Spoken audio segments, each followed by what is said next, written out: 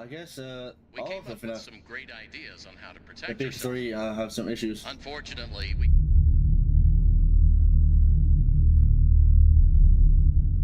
You know, I've been thinking a lot about Secret of the Mimic lately.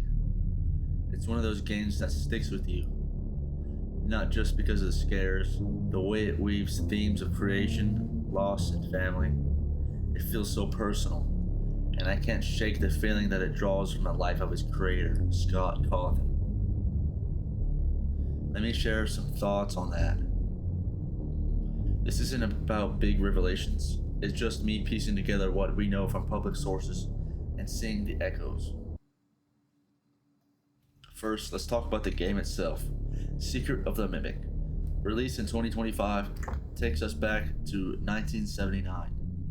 You play as someone sent by Fazbear Entertainment to Murray's Costume Manor, an abandoned warehouse owned by Edwin Murray, who's mysteriously vanished.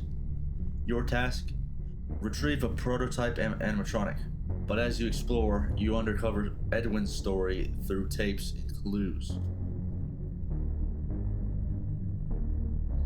Edwin Murray is this driven inventor, a contractor for Fazbear.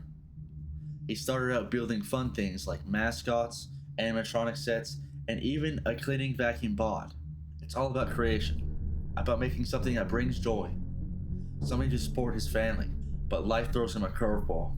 From what we see in the game, Edwin has a son, David, right? He's so wrapped up in his work that he even missed David's first birthday, thinking he's providing for his family by pushing harder than last time. Fiona, Edwin's wife, goes to Fall Fest. She goes to help out and set up everything, but sadly, we don't know how, she passes away, very sadly.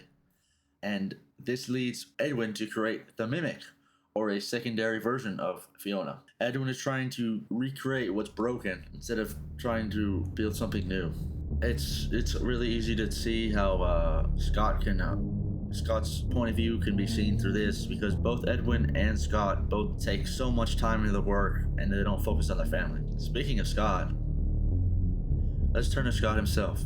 From what we know publicly, Scott was born in 1978 in Texas, a devout Christian who started making games while working in everyday jobs. He was a cashier at Dollar General, a truck driver, all while developing games for his family like Return to Mushnell and The Desolate Abandoned. He did it to support his family, his wife, and his 2 children at the time. Things shifted when a review from Jim Sterling, now a transgender activist, called the characters in Chipper and Sons creepy, disturbing animatronics. Scott at first thought this was very bad and very disrespectful, but eventually he took it as inspiration and created Five Nights at Freddy's in 2014. Success is never straight. More money, more problems, am I right? Scott poured everything into his work, much like Edwin did. But, there's a joy of creation, but there's also a toil of creation. Back in 2021, Scott had built up an empire. FNaF 1 through Freddy Fazbear's Pizzeria Simulator.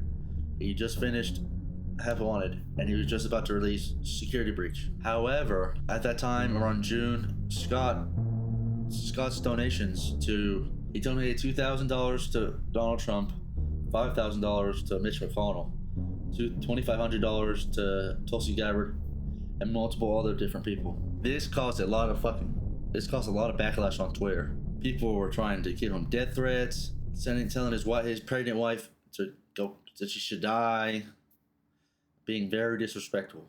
That June, Scott announced his retirement from game development to focus on his family and step away from the spotlight. It's not hard to see the parallels between Scott and Edwin. Scott got lost in his inventions, missed out on family moments, and it led to his family dying and breaking. Scott, well, yes, his family did sort of break, he still rebuilt it. Edwin lost his wife and his son, but he tried replacing them with his work. Scott lost his wife in 2017, but he did end up replacing it in 2021, right before he retired, publicly as far as I know, based on his Facebook account, which I'm not going to share. So here's the takeaway.